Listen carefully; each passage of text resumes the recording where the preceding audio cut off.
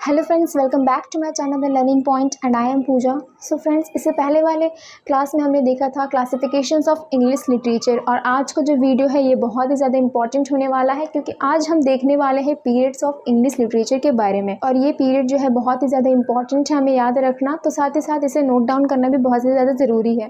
Periods of English literature में 3 चीज़ बताऊँगी। सबसे पहला लिटरेरी पीरियड बताऊँगी, साथ ही साथ इसके अप्रॉक्सीमेटली डेट्स बताऊँगी और इसी के साथ ही साथ इसके हिस्टोरिकल पीरियड भी बताऊंगी कि कब कौन सा पीरियड में इसके साथ ही साथ कौन सा हिस्टोरिकल पीरियड चल रहा था। ठीक है, तो सबसे पहला जो हमारा पीरियड ऑफ इंग्लिश लिटरेचर का जो सबसे पहला एज आता है हमारा लिटरेरी पीरियड की मैं यहाँ पर बात कर रही हूँ। लिटरेरी पीरियड में जो हमारा सबसे पहला एज आता है वो है प्री चौसेरियन पीरियड, जो कि हमारा 500 से लेकर 1340 तक चला।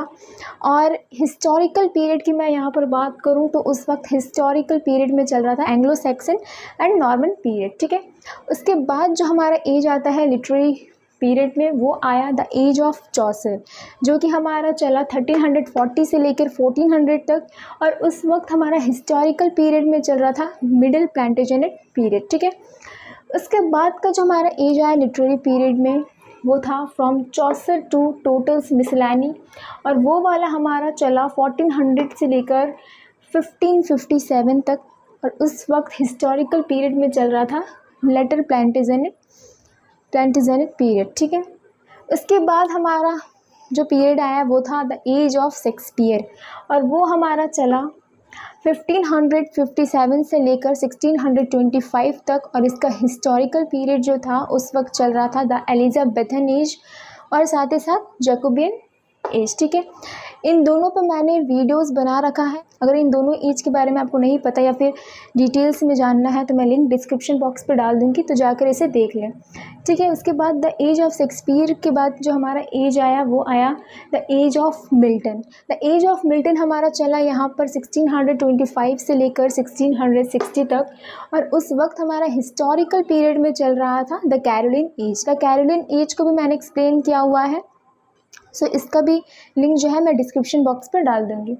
उसके बाद द एज ऑफ मिल्टन के बाद जो एज आया लिटरेरी पीरियड में वो था द एज ऑफ ड्राइडन, और उसका जो डेट था वो था 1616 से लेकर 1717 तक वो चला 1717 तक वो चला। और उस वक्त हमारा हिस्टोरिकल पीरियड में चल रहा था द रेस्टोरेशन एज। ठीक है, द एज ऑफ ड्राइडन के बाद हमारा आया द एज ऑफ पॉप, और जिसे कि हम कहते हैं अगस्टिन एज। ठीक है, वो हमारा चला 1700 से लेकर 1745 तक। और साथ ही साथ उस वक्त हमारा हिस्टोरिकल पीरियड चल रहा था अर्ली जॉर्जियन एज। ठीक है, फिर द एज ऑफ पॉप के बाद आया हमारा द एज ऑफ जॉनसन, जो कि हमारा चला 1745 से लेकर 1798 तक।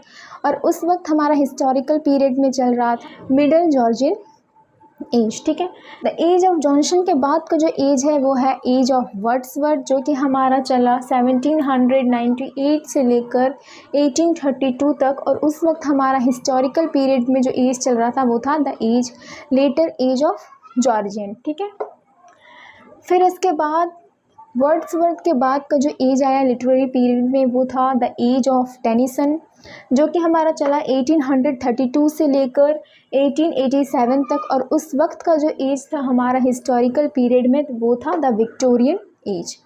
अब एट द लास्ट जो एज आया हमारा इंग्लिश लिटरेचर में जो लिटरेरी पीरियड का जो एज आया वो था the age of Hardy, the age of Hardy, Thomas Hardy. उस वक्त हमारा जो डेट वो चला 1887 से लेकर 1928 तक। और जिसे कि हिस्टोरिकल पीरियड में जो उस वक्त था वो था द मॉडर्न एज, जिसके ऊपर भी मैंने वीडियो बना रखा है। तो ये थे हमारे important periods of English literature कि इंग्लिश लिटरेचर में कब कौन सा पीरियड आया, कौन से डेट तक चला और उस वक्त कौन सा हिस्टोरिकल पीरियड हमारा चल रहा था। ठीक है, तो ये सारा का सारा जो मैंने अभी एज बताया है, लिटरेरी पीरियड्स बताया है, साथ ही साथ उसका अप्रॉक्सीमेटली मैंने डेट बताया है और साथ ही साथ इसका मैंने हिस्टोरिकल पीरियड बताया है। सो ये बहुत ही इम्पॉर्टेंट पीरियड्स हैं। सो ये बहुत ही इम्पॉर्टेंट है हमें इंग्लिश लिटरेचर में याद रखना कि कब कौन सा पीरियड्स आया, कौन से डेट में आया और उस वक्त कौन सा हिस्टोरिकल पीरियड चल रहा था। और इससे रिलेटेड अगर आपको कोई भी डाउट्स एंड क्वेरीज है तो आप कमेंट बॉक्स पे कमेंट कर सकते हैं। और अगर इंग्लिश लिटरेचर से रिलेटेड कोई भी टॉपिक्स पे अगर आपको वीडियोस चाहिए तो मुझे वो भी कमेंट कर सकते हो। सो आज के वीडियो के लिए बस इतना ही। Hope you like the video. अगर वीडियो यूजफुल लगा तो प्लीज़ लाइक द वीडियो और ऐसे ही और वीडियो पाने के लिए मेरे चैनल द लर्निंग पॉइंट को सब्सक्राइब करें। Thanks for watching.